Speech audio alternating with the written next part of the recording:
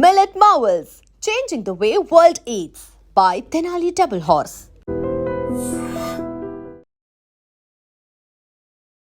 Welcome to I dream. నా పేరు లుంపిని.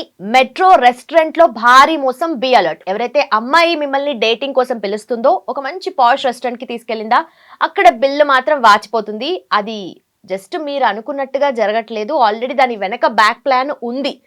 ఏం జరుగుతుంది అనేది ఒక చిన్న క్వశ్చన్ మార్క్ అయితే వచ్చి ఉంటుంది కదా, డిస్కస్ చేద్దాం. ఈ రోజు మనతో పాటు ఉన్నారు ప్రముఖ motivational speaker and family counsellor Rajanirama గారు. ఆవిడతో మాట్లాడదాం. మ్యామ్ నమస్తే. నమస్తే లుంబిని. డేటింగ్ యాప్స్ గురించి, డేటింగ్ కల్చర్ గురించి డెఫినెట్లీ మీరు మాట్లాడే ఉంటారు ఇంతకు ముందు. బట్ ఇది కొత్త రకమైన మోసము. ఏంటంటే వీళ్ళు ఇద్దరు కలిసి డేట్ చేద్దాం అనుకుని ఒక యాప్ లో, జనరలీ డేటింగ్ యాప్స్ ఉంటాయి కదా మ్యామ్, అలా కలిసిన అమ్మాయి అబ్బాయి కలిసి ఒక రెస్టారెంట్ కి వెళ్తారు.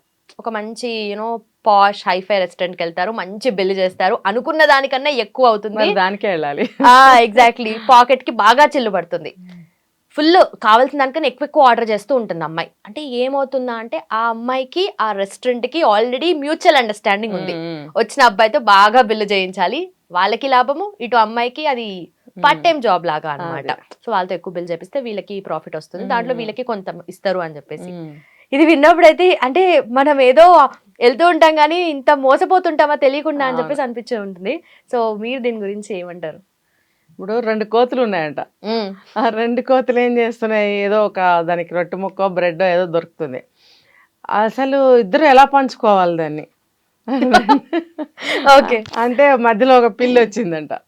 వచ్చే మీ ఇద్దరికి సరిగ్గా పంచుకోవడం చేత కావట్లేదు, ఉండండి అని చెప్పి ఇద్దరికి సమానంగా నేను తూకంలో వేసి అది తూకం చేసి మీకు ఇస్తాను, సమానంగా వస్తుంది, కొట్టుకోవద్దు అని చెప్పి ఇందులో ఒక ముక్క అందులో ఒక ముక్క వేసి అది ఇందులో ఎక్కువైందని చెప్పి కొంచెం తీసి తను తినేసింది.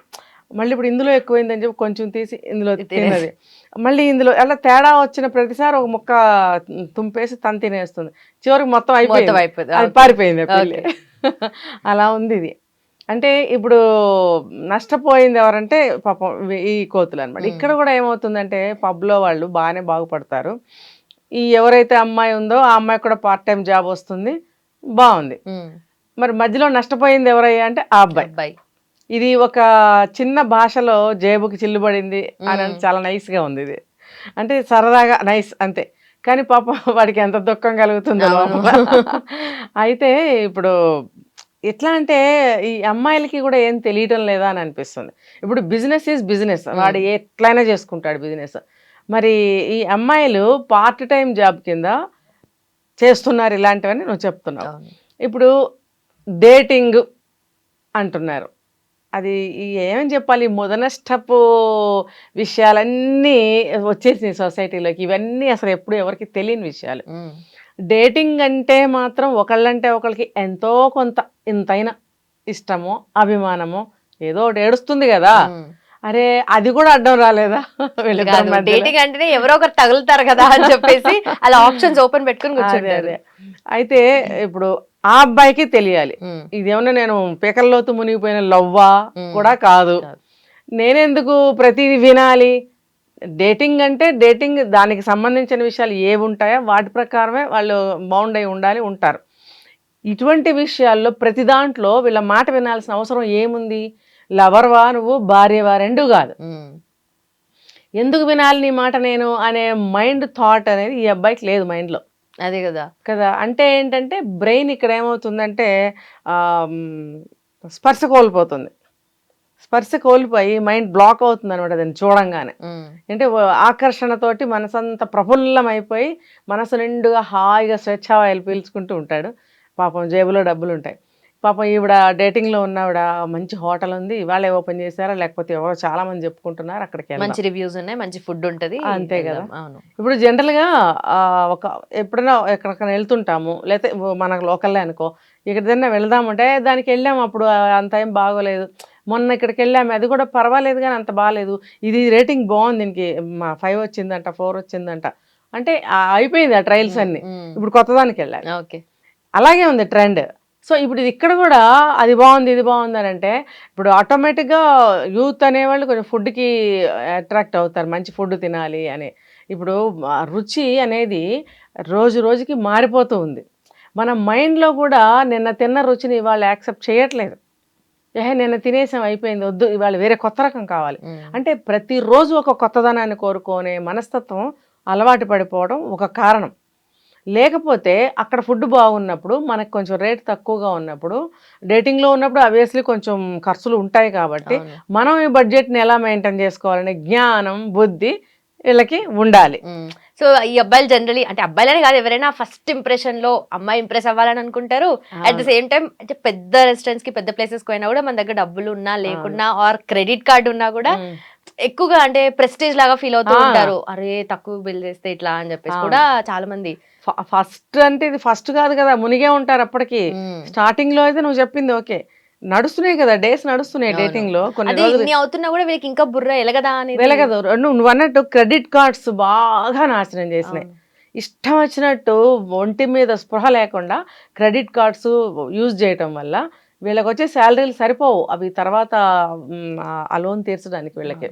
సో అక్కడ కూడా మొన్న మధ్య ఎక్కడో ఒక కేసు విన్నాం, క్రెడిట్ కార్డ్స్ అది తీర్చలేక ఆత్మహత్య చేసుకున్నాడు ఒక అబ్బాయి అని చెప్పి, గుర్తుందో లేదో.